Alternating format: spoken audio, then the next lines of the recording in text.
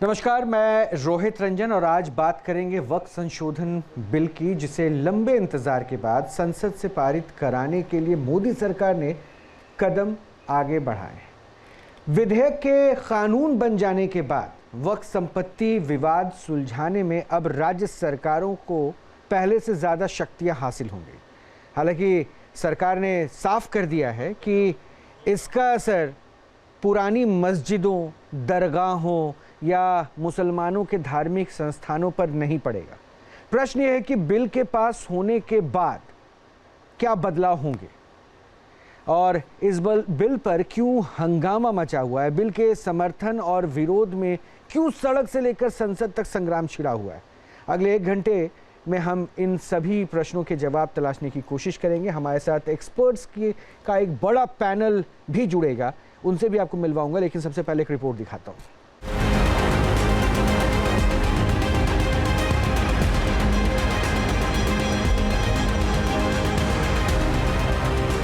अगर आज हम ये संशोधन लेके नहीं आते तो जिस सदन में हम बैठे हैं, ये पार्लियामेंट बिल्डिंग, इसको भी क्लेम किया जा रहा था। अल्पसंख्यक मामलों के मंत्री किरेन रिजिजू का लोकसभा में दिया बयान बता रहा है कि वक्फ संशोधन बिल लाने की जरूरत क्यों पड़ी।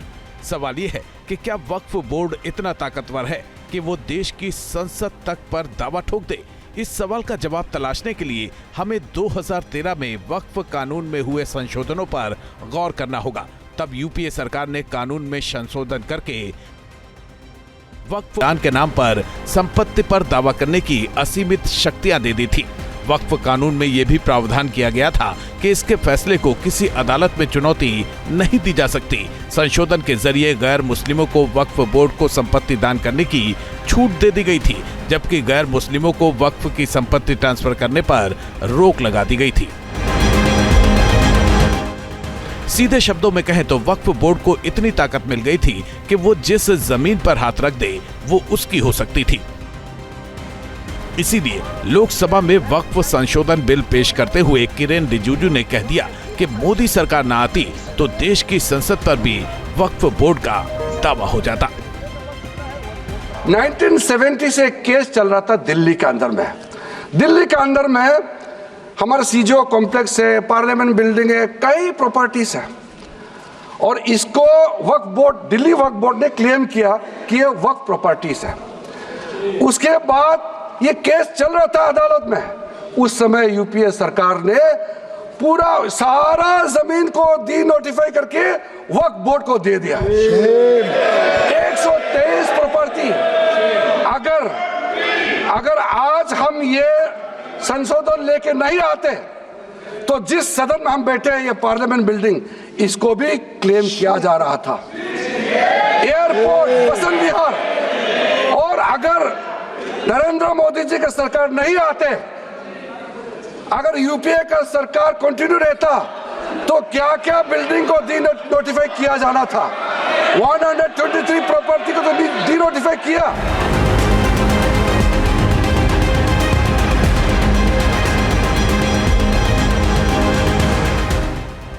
न्यूज नेशन ने उन संपत्तियों की पड़ताल की जो साल 2013 में दिल्ली वक्फ बोर्ड को ट्रांसफर की गई थी। उनमें से कुछ पर अब भी विवाद चल रहा है। दिल्ली में वक्फ की प्रॉपर्टी पर लेकर जो विवाद है वो 123 प्रॉपर्टीज़ का है, और ये विवाद नया नहीं है, ये लंबे समय से चले आ रहा है। लेकिन हम आपको बताएं कि जो प्रॉपर्टीज़ की बात हो रही है उनमें इस वक्त हम जो है वो वेस्टर्न कोर्ट की ये जो मस्जिद है यहाँ पर खड़े हैं, और ये बहुत ही पॉश इलाका है। हम आपको बताते चलें कि दिल्ली की जिन 123 संपत्तियों की बात हो रही है उनमें ज़्यादातर मस्जिद, दरगाह और कब्रिस्तान हैं, जिन पर विवाद साल 1911 से चल रहा है। जब अंग्रेज़ भारत की राजधानी कोलकाता से दिल्ली लेकर आए, उस वक्त 70 और 80 के दशक में बनी कमेटी की रिपोर्ट के आधार पर साल 2014 में तत्कालीन केंद्र सरकार ने इसको दिल्ली वक्फ बोर्ड को देने का नोटिफिकेशन कर दिया, लेकिन विवाद कोर्ट में चलता रहा। आज भी ये विवाद दिल्ली हाई कोर्ट में लंबित है।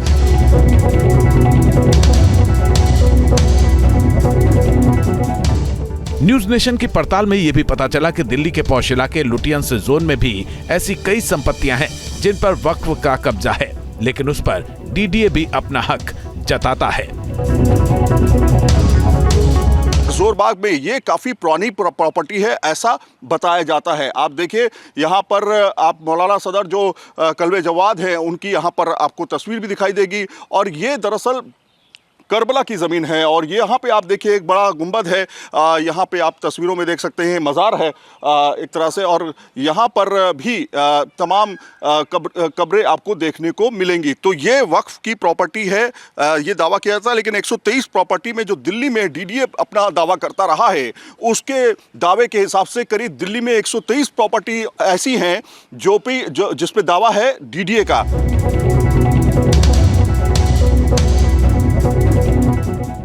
सरकार अब इन्हीं विवादों को खत्म करने के लिए वक्फ कानून में संशोधन कर रही है। वक्फ कानून में बदलाव के बाद किसी भी कानून के तहत मुस्लिमों के बनाए ट्रस्ट अब वक्फ नहीं माने जाएंगे। ट्रस्ट पर पूरा कंट्रोल होगा। केंद्रीय पोर्टल के जरिए वक्फ प्रॉपर्टी का प्रबंधन होगा। इससे पारदर्शिता आएगी। वक्फ को सिर्फ वही लोग दान दे सकेंगे जो कम से कम 5 सालों से धार्मिक कार्यों से जुड़े हों। 2013 से पहले का नियम यही है। सेंट्रल पोर्टल पर मुतवल्ली को 6 महीने के अंदर प्रॉपर्टी रजिस्टर करानी होगी। वक्फ को संपत्ति दान करने से पहले महिला को उसकी विरासत सौंपनी होगी। सरकारी संपत्तियों की जांच कलेक्टर के ऊपर का एक अधिकारी करेगा। जिस वक्फ की आय 1 लाख से ज्यादा होगी उसे अपनी आय का ऑडिट कराना होगा। विपक्ष और मुस्लिम संगठनों को इस बात पर भी ऐतराज था कि वक्फ कानून में संशोधन के बाद वक्फ बोर्डों में गैर मुस्लिमों की भी एंट्री हो सकेगी। हालांकि लोकसभा में वक्फ संशोधन बिल पर चर्चा के दौरान गृह मंत्री अमित शाह ने साफ कर दिया कि सरकार का ऐसा कोई इरादा नहीं है। वक्फ में कोई गैर इस्लामिक सदस्य आएगा ही नहीं, ये स्पष्टता समझ लीजिए। ना मुतवल्ली गैर इस्लामिक होगा, ना वाकिफ गैर इस्लामी होगा। मान्यवर, वहां कोई प्रोविजन नहीं है। जो धार्मिक संस्थाओं का संचालन करते हैं उसमें कोई गैर मुस्लिम व्यक्ति रखने का प्रावधान किया भी नहीं है, हम करना भी नहीं चाहते हैं। मान्यवर, पूरा का पूरा मिसलीडिंग है। हालांकि विपक्ष वक्फ कानून में बदलाव को असंवैधानिक बता रहा है, संविधान की मूल भावना के खिलाफ बता रहा है। ये बिल आज इस संविधान के इस जो मूल जो ढांचा है उस पर आक्रमण है और इनकी जो पूरा जो भाषण था वो हमारे संविधान के इस मौलिक अधिकार पर, हमारे संघीय ढांचे पर एक आक्रमण था। अध्यक्ष महोदय, भाजपा जब भी कोई नया बिल लाती है तो वो अपनी नाकामी छुपाती है। भाजपा वाले मुसलमान भाइयों की वक्फ की जमीन चिन्हित करने की बात कर रहे हैं, जिससे महाकुंभ में जो हिंदू मारे गए हैं या खो गए हैं उनको चिन्हित करने की बात पर पर्दा पड़ जाए। यानी वक्फ संशोधन बिल पर सत्ता पक्ष और विपक्ष में तलवारें खिंच गई हैं। मुसलमानों का भी एक तबका बिल का विरोध कर रहा है। सवाल है कि मुसलमानों को इस बिल पर ऐतराज क्यों है, और अगर सरकार वक्फ बोर्ड की मनमानी पर रोक लगाने जा रही है तो उसका विरोध क्यों हो रहा है। सवाल ये भी कि क्या वक्फ बोर्ड देश के संविधान और कानून से ऊपर है। अगले 1 घंटे में इन सभी सवालों की पड़ताल करेंगे। देखते रहिए ऑपरेशन पाखंड। तो रिपोर्ट आपने देख ली, अपने मेहमानों से आपको मिलवा देते हैं। हमारे साथ मौलाना कौकब मुज्तबा साहब जुड़ रहे हैं, ये मुस्लिम स्कॉलर हैं। हमारे साथ हाजी नाजिम खान साहब हैं, मुस्लिम एक्टिविस्ट हैं। हमारे साथ शेख अलीमुद्दीन असदी साहब हैं, मुस्लिम स्कॉलर हैं। हमारे साथ पंडित अजय गौतम हैं, हिंदू स्कॉलर हैं। हमारे साथ कैप्टन सिकंदर रिजवी हैं, मुस्लिम स्कॉलर हैं। आप सभी का बहुत बहुत स्वागत है। आप लोगों से चर्चा को मैं आगे बढ़ाऊँ, लेकिन उससे पहले मेरे साथ ज़फ़र सरेशवाला साहब भी जुड़ चुके हैं। तो ज़फ़र साहब के पास मैं पहले चल रहा हूँ। ज़फ़र साहब, बिल को लेकर बहुत बवाल चल रहा है, वक्त को लेकर, क्या ये सही है? ये बवाल होना चाहिए, प्रश्न उठने चाहिए, या वाकई जो हो रहा है वो तरीका सही है कि हाँ इसमें संशोधन की ज़रूरत थी? देखिए, चाहे संशोधन अमेंडमेंट या ना हो, मेरा प्रॉब्लम जो है इसलिए कि वक़्फ़ जो है, जो भी इतनी प्रॉपर्टी जितनी भी, ये वक़्फ़ क्या, ये it is all about managing asset.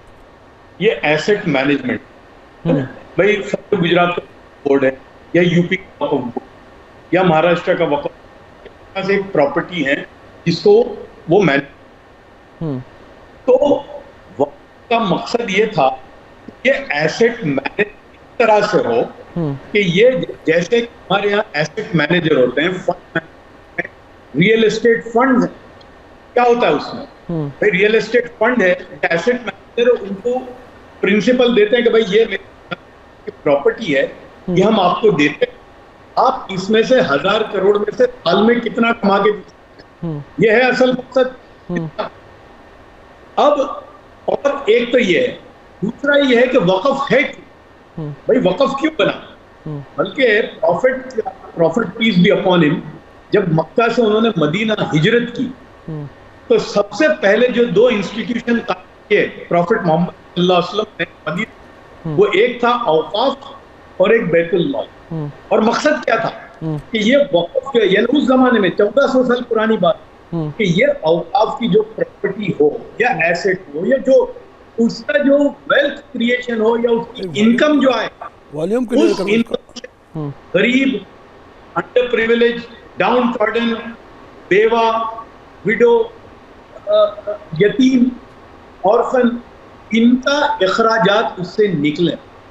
तो मेरा तो प्रॉब्लम ये है कि अभी तो चलिए संशोधन जब आएगा तब की बात है, क्या 75 साल से मोदी साहब तो अभी आए, इससे पहले जो 75 साल से ये वक्फ का मैनेजमेंट कैसे हुआ?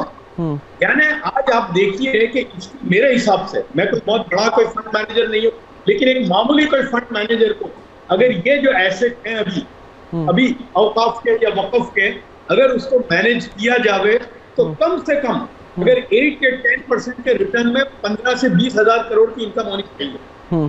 क्या ये हो रही है? क्या किसी यतीम मुसलमान बच्चे की फीस उससे हुई है? या कोई यूनिवर्सिटी कायम की हमने उससे, या कोई विडो को इससे कुछ मिला? बल्कि मैं यहाँ अभी अबू धाबी में बैठा हूँ, यहाँ पर बहुत सारे औकाफ हैं और वो औकाफ में यहाँ तो अगर हस्बैंड वाइफ को तलाक देने के बाद अगर मेंटेनेंस नहीं दे सकता तो उस औरत को मेंटेनेंस भी वक्फ से मिलता है।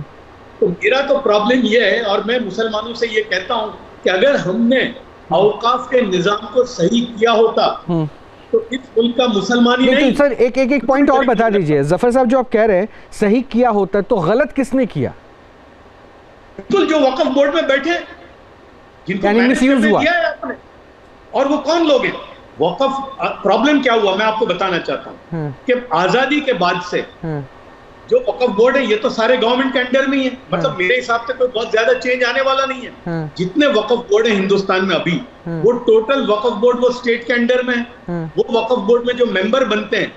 जफर साहब की आवाज़ चली गई है, जफर साहब से वापस रिकनेक्ट होने की कोशिश करेंगे, लेकिन मैं स्टूडियो में भी अपने मेहमानों के पास ले चलूँ।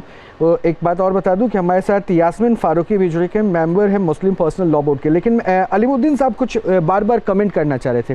क्या दिक्कत हो गई अलीमुद्दीन साहब वक्फ बोर्ड को? जफर साहब की बात समझ में नहीं आई। जफर साहब जो कहना चाहते हैं यूनिवर्सिटी बनाना औकाफ का काम नहीं है, उनका काम है मुसलमानी जो हमारा कल्चर है उसको कैसे तरक्की मिले, जो बेवागान है, जो गरीब हैं, जो मसाजिद के अखराजात हैं, जो मकाबिर के अखराजात हैं, जो हमारी दरगाहों के अखराजात हैं, वो इससे पूरे होंगे। गरीब बच्चों को, गरीब बच्चियों की शादी के लिए। अच्छा अलीमुद्दीन साहब एक छोटी सी बात मैं आपको नहीं सर आप बोल लीजिएगा ना, मैं आप ही को बोलने का मौका भी दे रहा हूँ। मैं तो सिर्फ अपनी जानकारी बढ़ाने के लिए, क्योंकि आप इतने तालीम लेकर बैठे हुए, आपको पता है 2009 में वक्फ के पास जो प्रॉपर्टी एसेट थी वो लगभग 4 लाख एकड़ के आसपास थी। अभी वो 9 लाख एकड़ से ज़्यादा हो गई। 2009 से 2025 को मैं कंपेयर कर रहा हूँ, ऑलमोस्ट डबल से ज़्यादा बढ़ गया। आपको पता है हमारे देश में जो शैक्षिक योग्यता की बात होती है उसमें मुस्लिम सबसे ज़्यादा पीछे है, ये बात आपको पता होगी। हमारे देश में जो बेरोज़गारों की बात होती है ना, तो उसमें मुस्लिम जो है सबसे पीछे चला जा रहा है।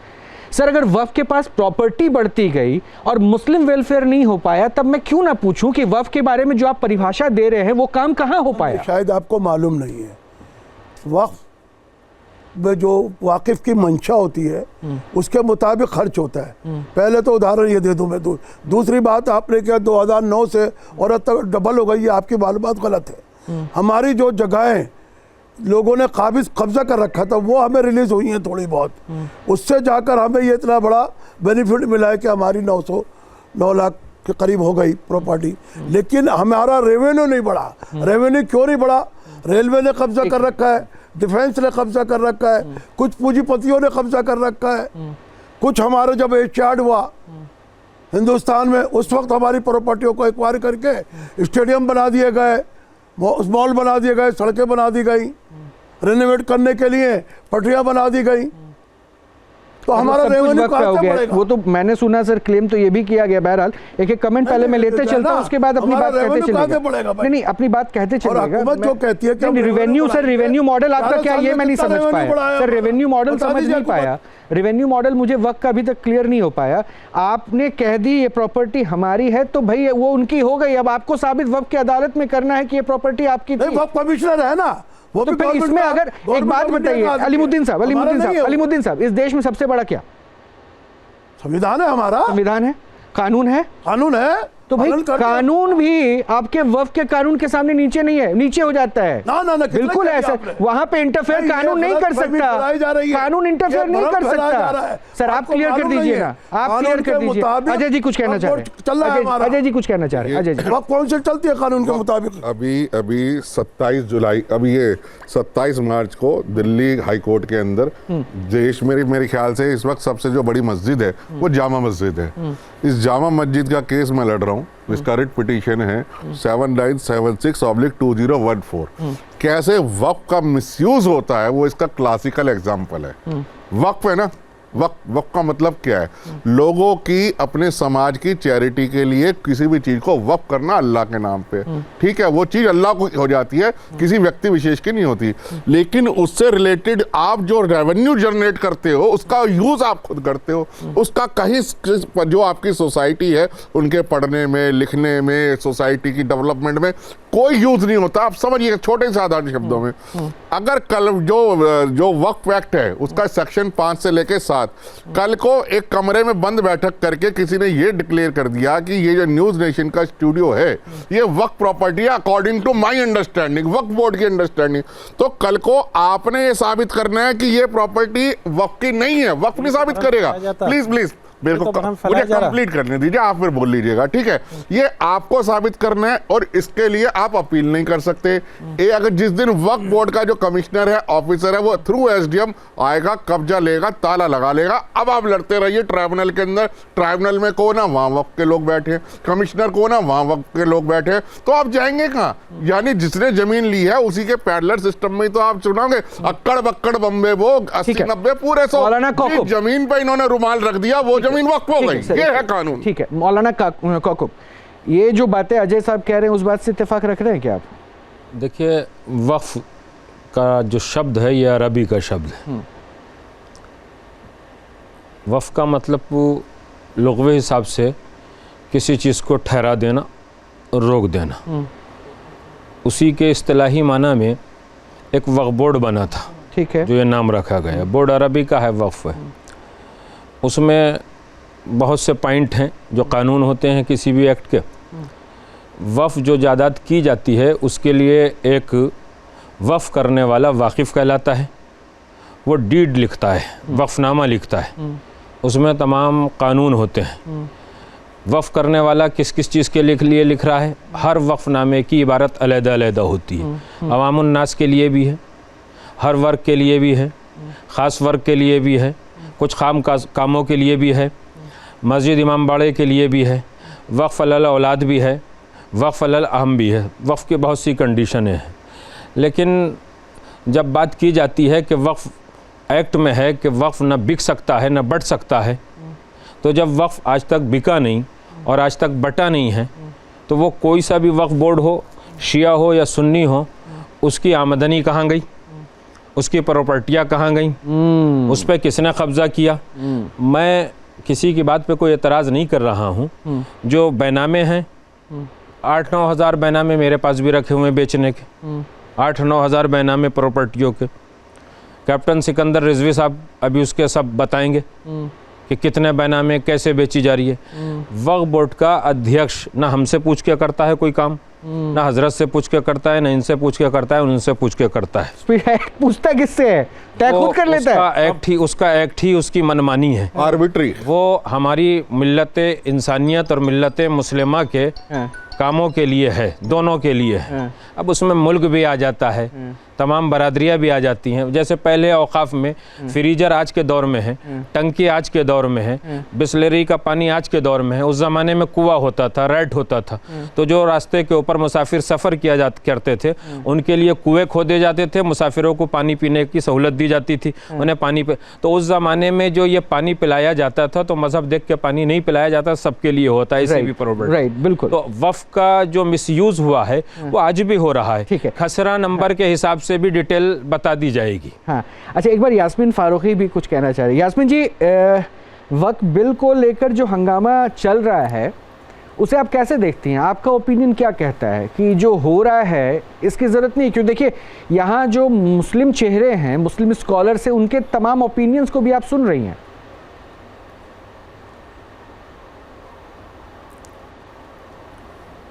देखिए, वक्फ का जो बातें कही गई हैं, एक तो वक्फ जो है दो तरह से हुआ है। देखिए, मैं थोड़ा सा, मुझे टाइम दीजिएगा। बोलिए। वक्फ जो है वो आप ये मान लीजिए कि राजाओं ने दिया। उस वक्त तो राजा हिंदू भी होते थे ना, तब भी उन्होंने मुसलमानों को ज़मीनें दी। बादशाहों ने भी दी, हिंदुओं को भी दी, मुसलमानों को भी दी कि ये आपके अच्छाई के काम के लिए दी जा रही हैं, मस्जिदों के लिए दी जा रही हैं। आपको पता है मंदिर माफ़ी की भी ज़मीन होती है और उन सब पे वही लोग इंतज़ाम करते हैं। अब आइए, वक्फ बोर्ड जो बना वो 54 की बात है।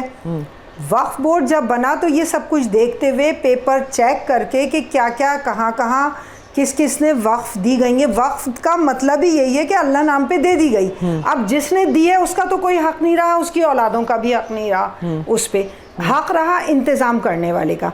इसमें मैं आपको एक छोटी सी बात बता रही हूँ कि टोंक की बेगम से ना, भोपाल की बेगम, देन हैदराबाद, इन सब ने मक्का और मदीना में ज़मीन खरीद के ये वक्फ की थी कि लोग आके यहाँ फ्री ठहर सकते हैं, इंडिया से जो आएंगे या उनके एरिया से आएंगे। यास्मीन जी आपको रोक रहा हूँ, माफ़ी चाहूँगा, कुछ टेक्निकल इश्यूज़ की वजह से आपकी वो पिक्चर आने में दिक्कत हो रही है। मैं वापस आपके पास रिकनेक्ट होऊंगा, लेकिन मैं ब्रेक पे जाऊँ उससे रिजवी साहब, बहुत सारे पॉइंट्स हैं जो मैं आपसे पूछूंगा। उससे पहले मैं चाहता हूँ नाजिम साहब को एक बार सुन लिया जाए ताकि वो बेहतर तरीके से बताएं। उनको एतराज़ बहुत था जब अजय साहब कह रहे थे। नाजिम साहब, दुनिया में सबसे ज़्यादा मुसलमान किस देश में? भारत के अंदर। इंडोनेशिया को तो पीछे कर दिया ना? नहीं, इंडोनेशिया को नहीं मानते हम अपने भारत को मानते हैं, क्योंकि भारत की बात हो रही है। हाँ, भारत की बात हो रही है, भारत के वक्त। अरे ठीक है सर, हो गया सर, आप वक्त की बात बताइएगा। तो यहाँ सबसे ज़्यादा चुनौती मुसलमान को ही मिल रही है ना आपके मुताबिक? आपको पता है तुर्की सीरिया में कौन सा बोर्ड काम कर रहा है वक्त के समानांतर? वक्त बोर्ड है क्या वहाँ पे? हाँ, देखिए, जिस तरीके से आप वक्फ बोर्ड की बात कर रहे हैं। नहीं सर, मैं पूछ रहा हूँ, पहले एक लाइन का जवाब दे दीजिए ना, फिर आप अपने डिस्क्रिप्शन दीजिएगा। मेरा प्रश्न बहुत सिंपल है, कोई जीके का क्वेश्चन नहीं। तुर्की, सीरिया, ईरान, इन जगह वक्फ बोर्ड की मौजूदगी क्यों नहीं है? हाँ, देखिए, मैं बताता हूँ कि देखिए, मेरा भारत बड़ा खूबसूरत है और ये संविधान से चलता है और संविधान के अकॉर्डिंग ये कानून ब्रिटेन कैसे चलता है सर? हाँ, सुन लीजिए, देखिए, सुनिए ना, मैं तो प्रश्न पूछूंगा ना सर, आप मेरे प्रश्न का उत्तर जब तक मुझे नहीं लगेगा कि मुझे मिल पाया, मैं पूछूंगा ब्रिटेन कैसे चलता है? ब्रिटेन में क्या डेमोग्राफी? ब्रिटेन में दूसरी सबसे बड़ी आबादी मुसलमानों की है, वहां तो वक्फ बिल नहीं है। अब फिर वही बात आ जाए सर, क्यों नहीं बात आएगी? वही बात आ जाए सर, क्यों नहीं बात आएगी? मैं तो अपने भारत की बात करूंगा, लेकिन आप कभी तो तुर्की की बात करते थे, कभी ब्रिटेन की बात करते थे। सर, तो मैं तो सर ये कहता हूँ कि आप भारत की बात कीजिए। इस्लामिक सेकंड, अलीमुद्दीन जी, मैं चलाता है उसको। अलीमुद्दीन जी, सपोर्ट की अगर उनको जरूरत पड़ गई है तब आप कर दीजिए, लेकिन मुझे लगता है कि एक एक करके सबको मैंने मौका दिया, उनको बोलने दीजिए। मैं इंतजार करता हूँ, एक काम करता हूँ, मैं छोटा सा ब्रेक ले लेता हूँ, उनको एक पॉइंट्स आप थोड़ा हेल्प कर दीजिएगा, वापस आ जाऊंगा, उसके बाद नाजिम साहब से मैं पूछूंगा, क्योंकि मैं फिर पूछूंगा हमारे देश में जहां सौहार्द की बात होती है, एकता की बात होती है, वहां फिर ये खतरा, परेशानी, पेशानी में बल ये क्यों महसूस होने लगा? अगर वक्त का काम कुछ और था और बैठे चेहरे मुस्लिम जो हैं वो कह रहे हैं कि वो उद्देश्य के साथ नहीं फुलफिल हो पाया, तो उसमें संशोधन क्यों नहीं किया जा सकता? और वाकई क्या ये संशोधन इसी इंटेंशन से किया जा रहा है ताकि मुस्लिमों का दोहन किया जा सके? ये दोनों प्रश्न हैं, इन दोनों प्रश्नों को मैं समझूंगा। एक छोटा सा ब्रेक ले रहा हूं।